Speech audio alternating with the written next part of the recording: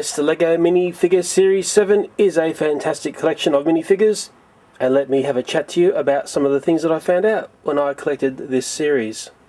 What was a little bit unusual was Series 6 and Series 7 appeared in the shops at a very, very close date. And if you remember, in Series 6 I had a lot of trouble finding this Genie. The figure I had trouble with finding in Series 7 was this one here, and that's Little Red Riding Hood. And I'll give you a tip to the way I ended up finding this one. I suppose this minifigure is the midget of this series, and it's what Little Red Riding Hood's holding is the key to finding this one.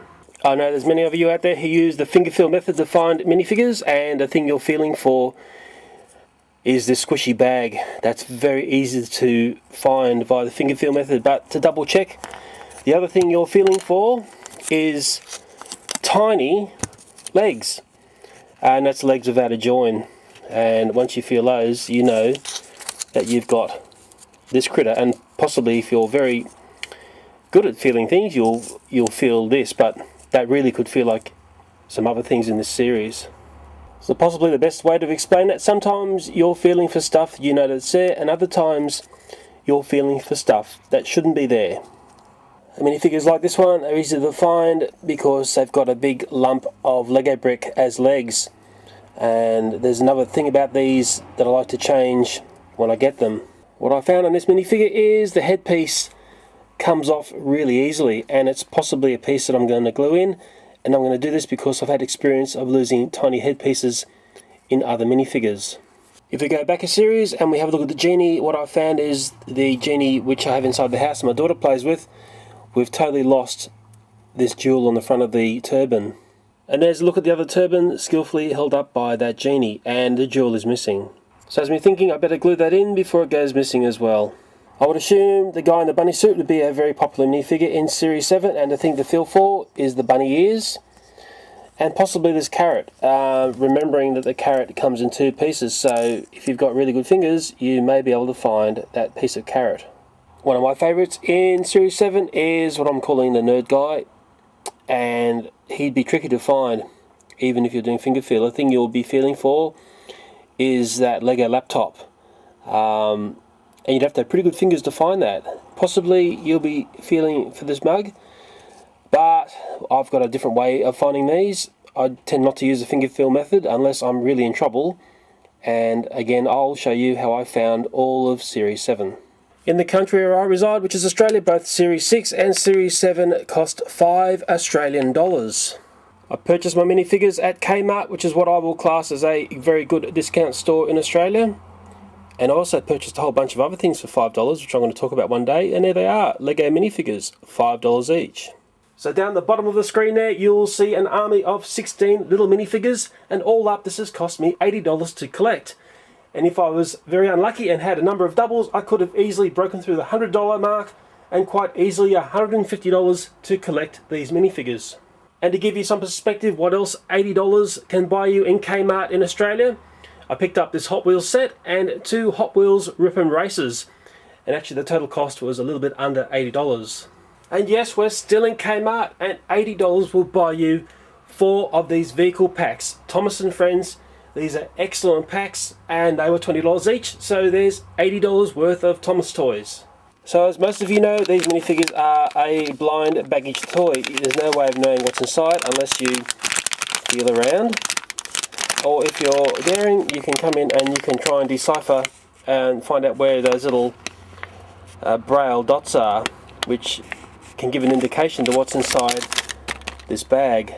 And because these are $5 a pop, what I do is I go along when I'm buying these and I highlight the codes on them. And when I find a different one, I of course keep it. And then I know certain codes are certain things. And I knew in that bag resided the bunny. That's once I opened it up. But I needed to understand this code to work out that I wasn't getting any repeats. And what I do in the shop is I've got a piece of paper and I jot down the different codes that I see. I don't know the names of them until I've opened up these bags. And also what I do is I take a note of the weights, because I've found that the weights is another way of determining which is which if you can't see the code clearly. And then as you'll see down here, of course I was talking about the bunny man, and looking at the back of the bag, that's the code that I noticed. If you're keen on collecting all 16 minifigures, it really pays out to understand the codes on the bag and then tells you what's inside a bag. And where it plays out really importantly is if you'd like to get more of the one you like, well, you've got the codes and you can easily find more really fast. Well, in my books you can never have enough minifigures which are dressed as bunnies. The world certainly needs more of these rock and roll girls. I like this minifigure a lot, so that's why I've got more. I'm wondering if that's Susie Quattro, or am I showing my age? Who knows, it might be Joan Jett with pink hair. Hey man, don't pay out on me because I like Lego minifigures, hey! Yes, another one that I really liked was this psychedelic guy. This Neptune guy is really cool, so I got 2 of him. This guy who looks like a computer hacker, I really liked him as well, and he's tricky to find with finger feel, so the code's the best way to find this guy. I've actually got a little side project planned for this minifigure. This Dark Knight minifigure is excellent and worth getting another one, and I'm pretty sure he'll be a popular one.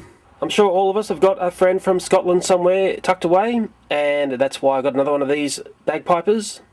This Space Ranger dude is pretty good. It's got an amazing costume for a minifigure. It's well worth getting.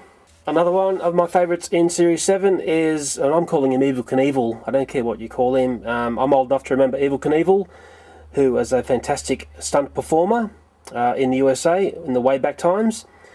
And I think anything red, white and blue is going to be highly sought after, especially in the USA. Well, I hope that helps you get your head around collecting the amazing Lego minifigures. Good luck in finding them.